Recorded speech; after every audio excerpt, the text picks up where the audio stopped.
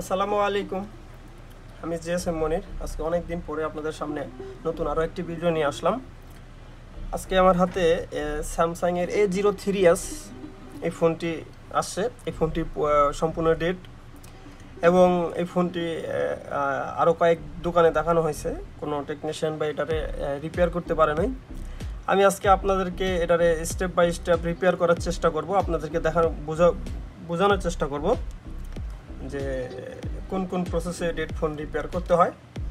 মূলত এই ফোনটি আমি এই মুহূর্তে ডিসি পাওয়ার সাপ্লাই কানেক্ট করে দেখানোর চেষ্টা করব যে কীরকম রিডিং টানতেছে, কত এমপিআর টানতেছে। আমি এই অবস্থায় বুট কেবলটি নেওয়ার চেষ্টা করি। এটা হচ্ছে আমার বুট কেবল। আমি ডিসি মেশিন একটু দেখানোর চেষ্টা করি। এই হলো আমার ডিসি মেশিনটি। বুট কেবলটি দেখেন লাগানো হয়ে গেছে, আর এই অংশ মিটারে দেখেন কোনো রকম অটো রিডিং টানে নাই। আমার এই ফোনটি কোনো রকম হাফ শট নাই। আমি এই মুহূর্তে পাওয়ার কি প্রেস করি, দেখেন পাওয়ার কি প্রেস করলে আমার রিডিং নিতেছে কখনো 19, কখনো 40, 42, 48, মানে রিডিংটি আপ ডাউন করতেছে, কোনো রকম এক জায়গায় রিডিংটা দাঁড়াইতেছে না। এখন যখন রিডিং আপ ডাউন করে, মূলত কোথাও না কোথাও শর্ট হয়ে গেছে, যার কারণে এরকম আপ ডাউন করে, অথবা সিপিইউ এর একেবারে নষ্ট হয়ে গেছে, অথবা সিপিইউ শর্ট হয়ে গেছে। এখন আমি প্রথমত আপনাদেরকে একটু বোর্ডটা দেখানোর চেষ্টা করি, যে আগে যেই টেকনিশিয়ান ভাই কাজ করছে। আমি একটু মাইক্রোস্কোপে দেখানোর চেষ্টা করি।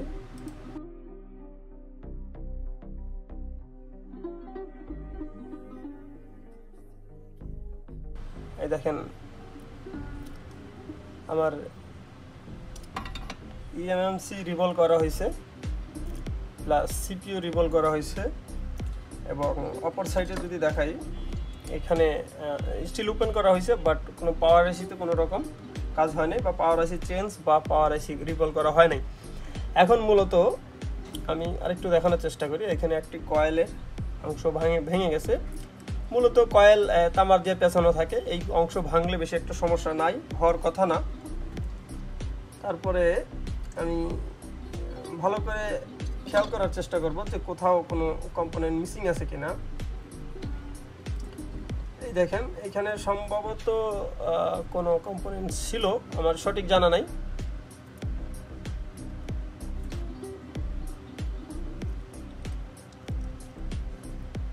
আমি এটা বিটমিটে খেয়াল করে দেখবো আছে কিনা। আর অপর সাইডে এই যে আরেকটা দেখতে পেলাম, দেখেন এইখানে সম্ভবত এটা একটা কয়েল, এখানে আরও একটি কয়েল ছিল। আমার যতটুকু মনে হয় এই স্টিলটি ওপেন করার সময় এই কয়েলটি ভেঙে গেছে। এখন কোনো কম্পোনেন্ট বা কোনো পার্টস নাই অথবা আছে, সেটা আমার কোনো বিষয় না। আমার বিষয় হচ্ছে আমি স্টেপ বাই স্টেপ কাজ করব। আমি পাওয়ার আইসির আশপাশ সম্পূর্ণ চেক করে আপনাদেরকে দেখানোর চেষ্টা করব। আমার মাল্টিমিটারটি ডায়োড রেঞ্জে নিয়ে নিলাম, আপনাদেরকে দেখানোর চেষ্টা করি।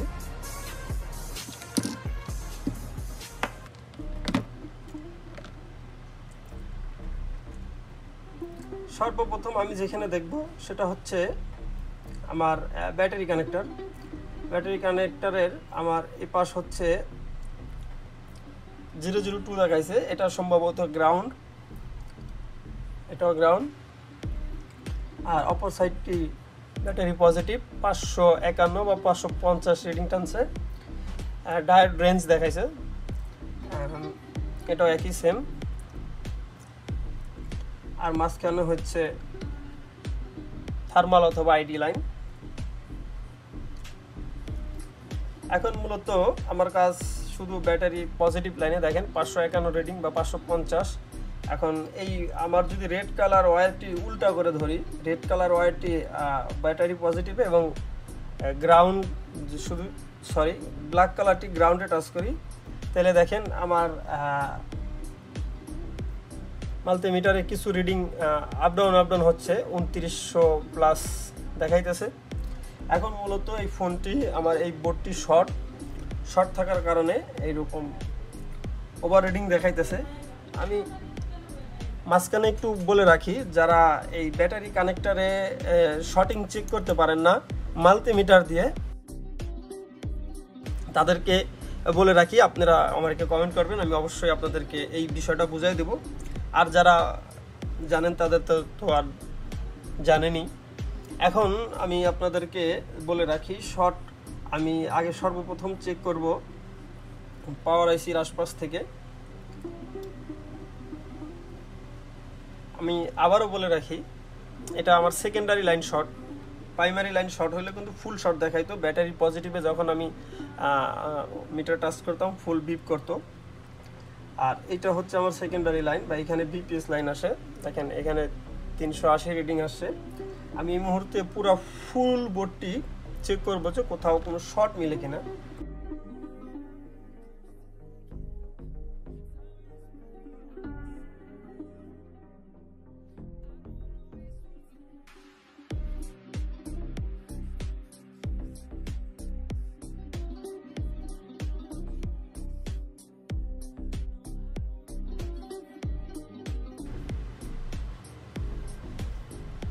দেখেন এখানে আমার 002 রিডিং টানতেছে, এখানেও 002।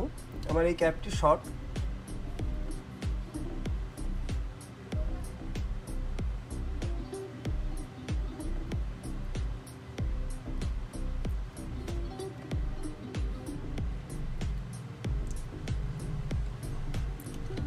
আমার এই ক্যাপটিও শর্ট, এই দুইটা ক্যাপাসিটর শর্ট। আমি এই মুহূর্তে আপনাদেরকে একটু বর্নিওতে নিয়ে যাই। বর্নিওর বিটমেট আমি ওপেন করে রাখছি। দেখেন বর্নিওর বিটমেটে দুইটা ক্যাপাসিটর শর্ট দেখাইছে, প্রথমত এইটা, দ্বিতীয়ত এইটা। এখন এইটা নিয়ে গেছে কোথায় দেখেন, সিপিইউতে, ইএমএমসিতে এবং আরও অনেক জায়গায় চলে গেছে। এবং যেহেতু আরও একটি ক্যাপাসিটর শর্ট পাইছি, এইটা কোথায় নিয়ে গেছে, ইএমএমসি এবং সিপিইউ আইসি কিছু কম্পোনেন্ট হয়ে বা কিছু ক্যাপাসিটর হয়ে সিপিইউ এবং ইএমএমসি আইসিতে নিয়ে চলে গেছে।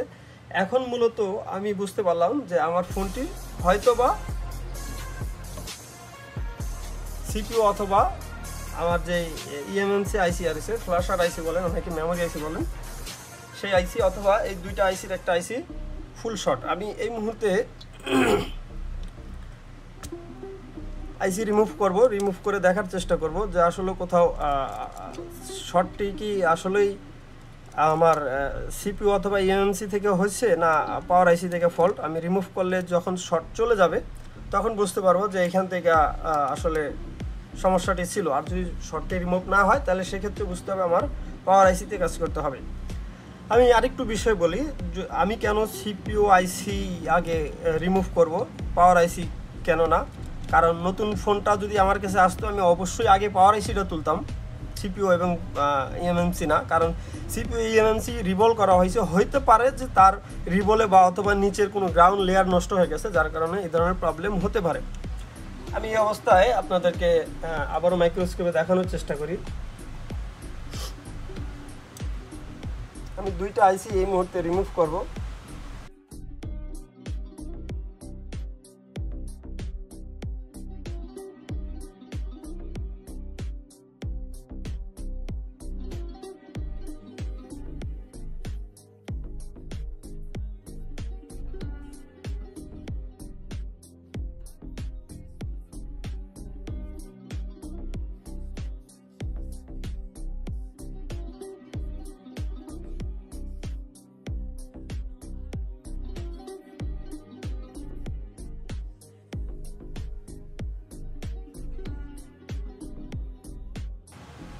যদি শর্ট রিমুভ না হয় সেক্ষেত্রে আমার পাওয়ার আইসি ফল্ট।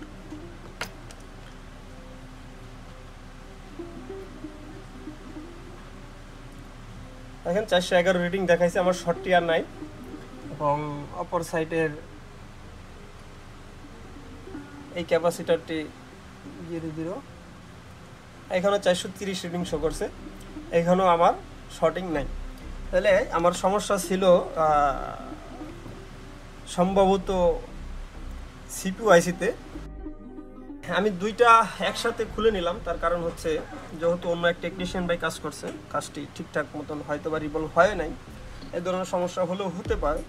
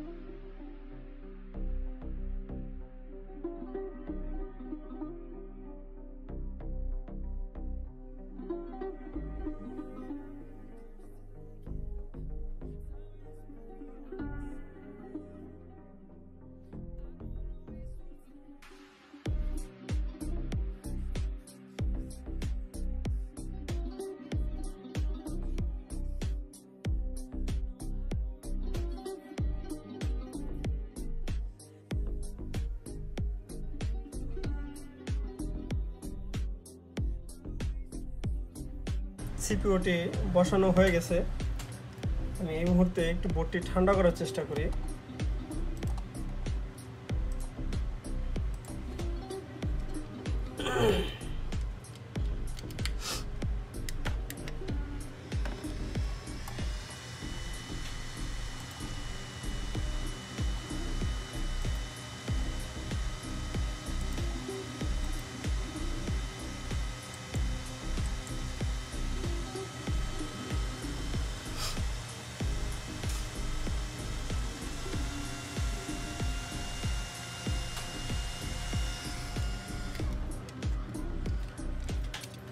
আমি এই পর্যায়ে ইএমএমসি ছাড়া বোর্ডটিতে কানেক্ট করে দেখার চেষ্টা করব কোনো রকম পোর্ট পায় কিনা।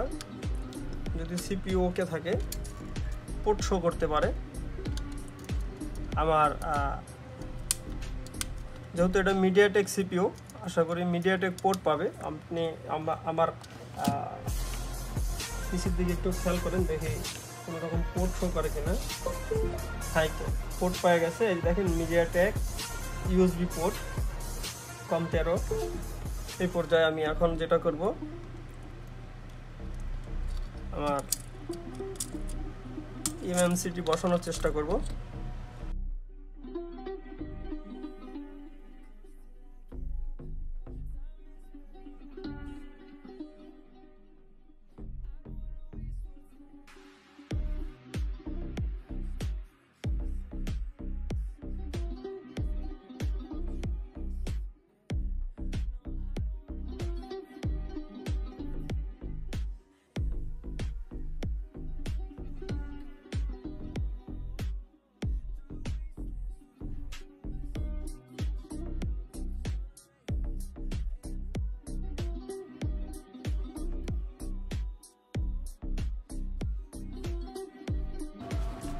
পর্যায়ে আমার ইএমএমসিটি বসানো হয়ে গেছে। আমি এই মুহূর্তে ডিসি মেশিন কানেক্ট করার চেষ্টা করব, দেখব ডিসি মেশিনে আমার কি রিডিং টানে, ফোনটি অন হয় কিনা সেটা দেখার চেষ্টা করব। আমার পুট কেবলটি লাগাবো এবং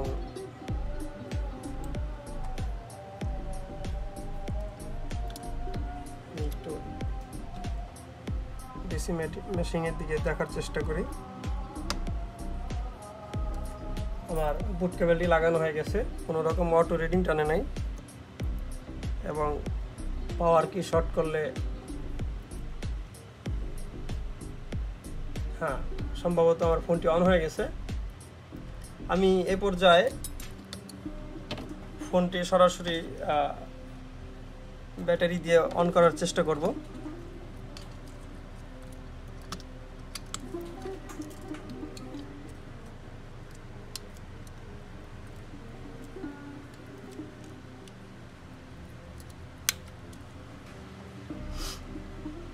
দেখি ফোনটি অন হয় কিনা।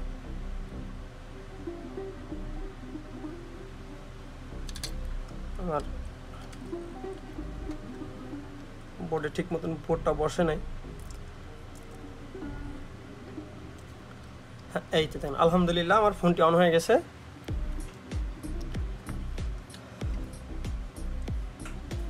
দেখতে পাইলেন?